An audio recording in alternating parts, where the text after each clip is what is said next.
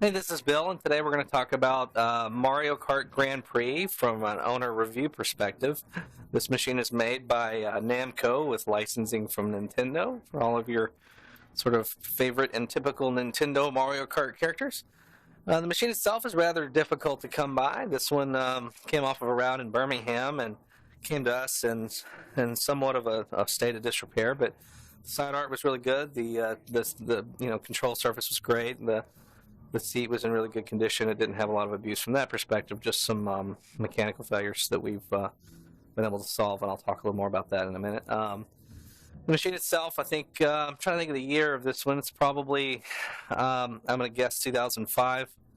There was also a Mario Kart Grand Prix 2, and then there was a current Mario Kart, I think it's Extreme or HD or Ultra or Ultimate that is in, Japan right now. Hasn't made it to the States as far as I've seen. At least as of the time of this video in 2013. So, the machine itself, we found several of these on location in Disney World and Mall of the Americas and Universal Studios, and they've all had issues. All of the ones that I've seen in the wild have all had a number of failures on the machine itself. The camera is a really common point of failure, and then the force feedback controller board for the steering wheel is another common point of failure. And this one was no exception when it came to us. The force feedback didn't work, and we tried to play it without that, but as it turns out, the game just isn't very playable without force feedback. It's just really super difficult to play that way, so we contacted Namco, and they did do an advanced exchange for a new force feedback controller power supply board, but the camera has been a different story. It's not an essential enough feature, so we've just sort of disabled it in the BIOS. But I will say that we've tried a replacement camera that we found off of a Chuck E. Cheese part out from one of these machines, and that camera didn't work either. So either the camera itself is highly prone to failure, or it is in fact Ethernet connected with power over Ethernet.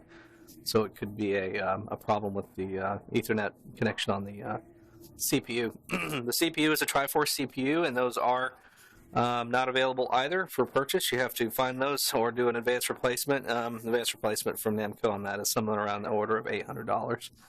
So that's them sending you their replacement board, and you sending them the whole CPU back. Anyway, we'll do a little gameplay here. You can see the controls are pretty simple. We just have our gas pedal and our brake, and then an item use button, and then our typical steering wheel. This red button on the right is just a versus cancel if you have a linked setup. I think they support up to 8 machines linked, where you can cancel out of multiplayer activities. You can see here we have our typical Mario Kart guys and girls that we're used to, with the added sort of odd characters of the Pac-Man characters as a result of the Namco cross-licensing. And one thing I will say that I have noticed on this machine is that one thing let me talk about while we're here. We have 2 game modes, a Grand Prix and then Time Attack. Time Attack is as you would expect. It's a time-based game that you just race by yourself, and then Grand Prix you race against the other characters. We have these various worlds to pick from, and each world claims to have 4 tracks, and it says you have 24 tracks in all. It's not really. It's sort of a disingenuous statement. Each world has 2 distinct tracks, and then those tracks again with varied environments. So there's like night or rain or snow or something on those alternates, but they're not actually 4 different tracks, or sometimes they may be reversed. So one thing you'll see here in the gameplay is that this game is not Mario Kart like you're used to from the old GameCube or N64 or even the Wii or the Wii U. It is a very different game. It is it does have some of the play dynamics you would expect of power-ups and drifting and all of your sort of typical behaviors of dirty driving that you would get from Mario Kart, but the entire experience experience is very different. The sounds, the animations, the characters, the power-ups, the carts themselves, it's just a different game, you know, and it does exhibit some of the same, sort of, coin-op race game behaviors. You know, if you slow down and have really crappy laps, and the whole AI will slow down too, and they'll suddenly forget how to drive, and so to keep it interesting. And they also have a tendency, based on the difficulty of the game, to